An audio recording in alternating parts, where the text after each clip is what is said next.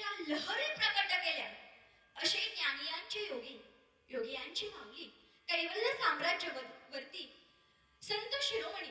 माऊली महावैष्णव ज्ञानोबर माईबाप हो ज्ञानोबरायांनी वारकरी संप्रदायाचा भागवत धर्माने ज्ञानाने तर पाया रचलाच ज्ञान देवे रचिला पाया उभा रिले देवालया पण त्यावरती भागवत धर्माचा ज्यांनी कळस चढविला असे देहू निवासी जगद्गुरु तुकोबराय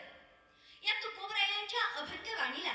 सूर्याची प्रखरता चंद्राची शीतलता वेद मंत्राची पवित्रता गंगेची सुचिता